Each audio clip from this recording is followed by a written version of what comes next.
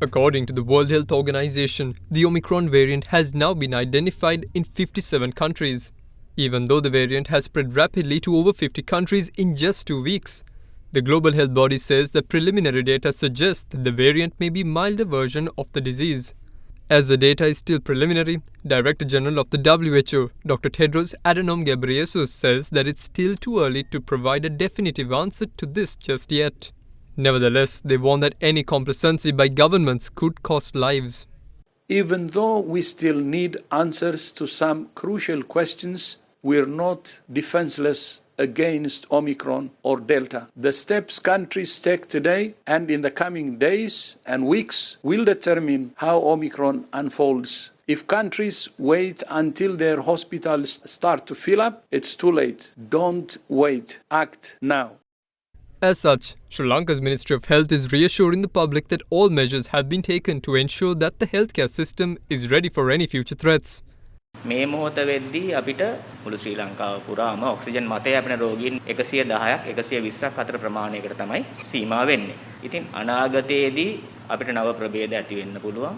ව්‍යාප්තිය වෙනස් වෙන්න පුළුවන්. රජයක් වශයෙන් සෞඛ්‍ය අමාත්‍යාංශය වශයෙන් ගත හැකි හැම ක්‍රියාමාර්ගයක්ම ගන්න සූදානම් වෙලා ඉන්නේ. රෝගී සත්කාර කැඳවල් 40000ක් ආසන්න ප්‍රමාණයකට අපි පවත්වාගෙන ගිහිල්ලා තියෙනවා. ඒකෙන්ද අනාගතයේදී කුමන හෝ ආකාරයකින් බලපෑමක් ඇති වුවහොත් ඒ සඳහා අපි අදාළ ක්‍රියාකාරකම් ඒ ආකාරයෙන් සිදු කර යන්න සෞඛ්‍ය අමාත්‍යාංශය වශයෙන් සූදානම් වෙලා තියෙනවා. In the meantime, South African scientists revealed data over the Omicron variant's increased ability to evade vaccine-induced immunity on Tuesday. According to the study, a 41-fold drop in the antibody response against the Omicron was reported, much higher than the Delta and Beta variants, which only showed a 5- and 8-fold drop. The preliminary African study had been conducted on patients who had been administered with the Pfizer jab. However, the World Health Organization stepped in and clarified that the study only focused on neutralizing antibodies, one aspect of the vast and complex human immune system.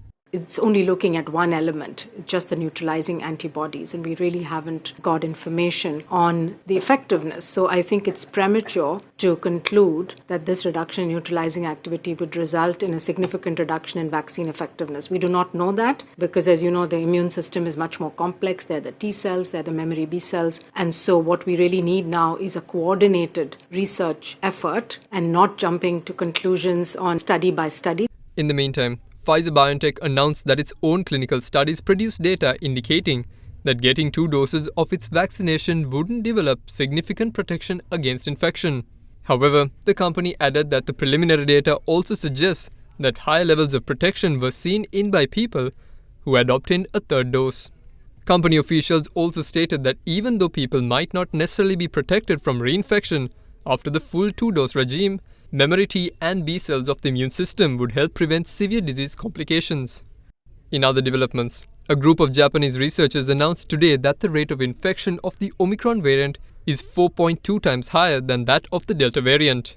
The group had examined genetic information of about 200 cases reported from South Africa from September until November.